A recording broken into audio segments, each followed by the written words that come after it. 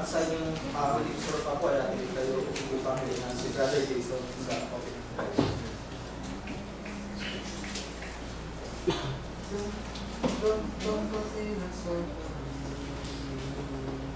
Living for Jesus, a life that is true.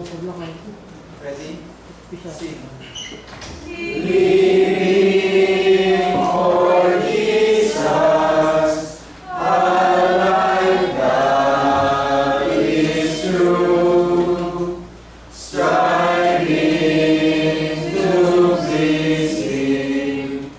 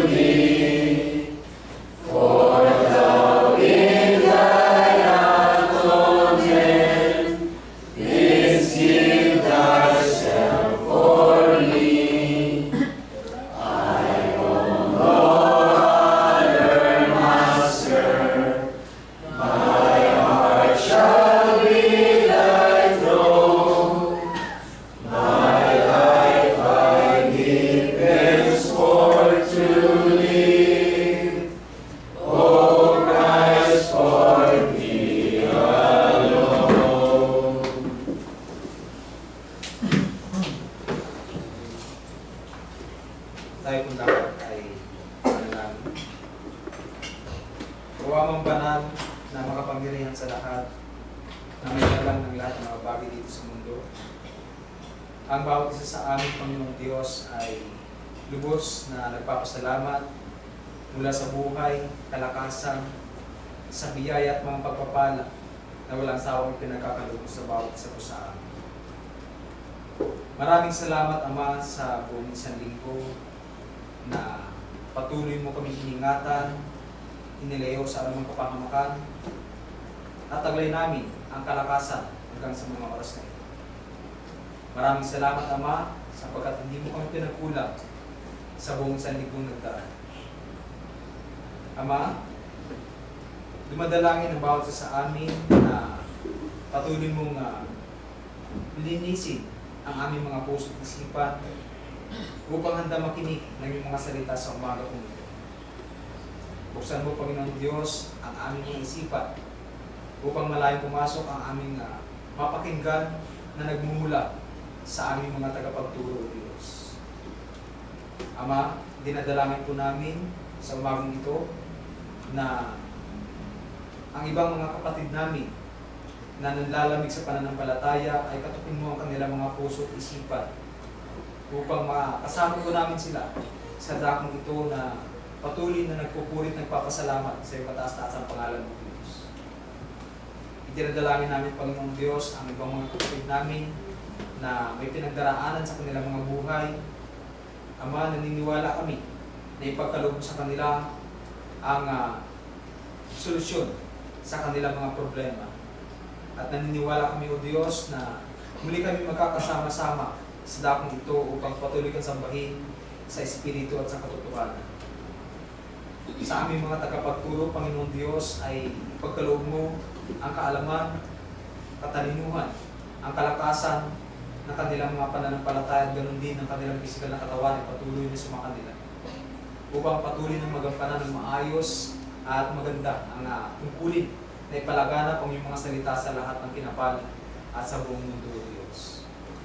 Ama, dumadalangin kami na patuloy mong balutin ng kapayapaan ang lugar na ito upang ang gagawin namin pagsamba sa iyo sa Espiritu at sa katotohanan ay maging maayos at maging mapayapa at kalugod-lugod sa iyong harapan. Lubin mo naman, O Diyos, na ang bawat isa sa amin sa bagong ito ay maging karapat-dapat sa iyo sa iyong harapan at maging karapat-dapat kami, O Diyos, sa buhay na walang hanggan sa darating na panahon. Umaasa kami, Panginoong Diyos, na patuloy mo kami gabayan hanggang matapos ang gawain ko ito. Ama, ang kapatawaran ng aming mga kasalanan ay patuloy namin hinihingi sa iyo. Nawa kami iyong patawarin, Ama. Ang mga bagay na ito ay aming dinadalangin at tinataas sa tanging pangalan ni Jesus na ang Panginoon ng tagapagligtas. Amen.